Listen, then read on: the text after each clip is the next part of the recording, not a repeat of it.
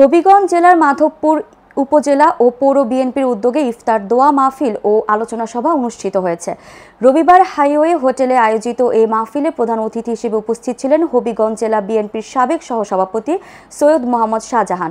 মাধবপুর উপজেলা বিএনপির সভাপতি শামসুল ইসলাম কামালের সভাপতিত্বে অনুষ্ঠিত এই অনুষ্ঠানে বিএনপি ও অঙ্গ সংগঠনের নেতাকর্মীরা অংশ নেন। এ সময় উপস্থিত ছিলেন মাধবপুর পৌর বিএনপির সভাপতি গোলাপ খান, উপজেলা বিএনপির সাধারণ সম্পাদক হামিদুর রহমান হামদু, সিনিয়র সহসভাপতি হাজি অলিউল্লাহ, যুগ্ম সাধারণ সম্পাদক সুমন চৌধুরী, সাংগঠনিক সম্পাদক মাহবুবুর রহমান সোহাগ, আরজু মেম্বার পারভেজ হোসেন চৌধুরী, সাবেক পৌর বিএনপির সভাপতি আব্দুল আজিজ, উপজেলা যুব দলের আহ্বায়ক এনায়েতুল্লাহ, সিনিয়র যুগ্ম আহ্বায়ক কবির চৌধুরী, মশিউর রহমান, স্বেচ্ছাসেবক দলের প্রথম যুগ্ম আহ্বায়ক আলামিন ইসলাম, সদস্য সচিব ফরিদুর রহমান, যুগ্ম আহ্বায়ক মনির হোসেন, কাউসার মিয়া, জহিরুল ইসলাম সিয়াম, পৌর যুব দলের আহ্বায়ক জনি পাঠান, সদস্য সচিব এমদাদুল হক সুজন, পৌর স্বেচ্ছাসেবক দলের আহ্বায়ক আলমগীর কবির, যুগ্ম আহ্বায়ক রাসেল, উপজেলা ছাত্র দলের আহ্বায়ক মারুফ আহমেদ, পৌর ছাত্র দলের আহ্বায়ক রিপন রাজ, রনি, অন্যান্য নেতৃবৃন্দ।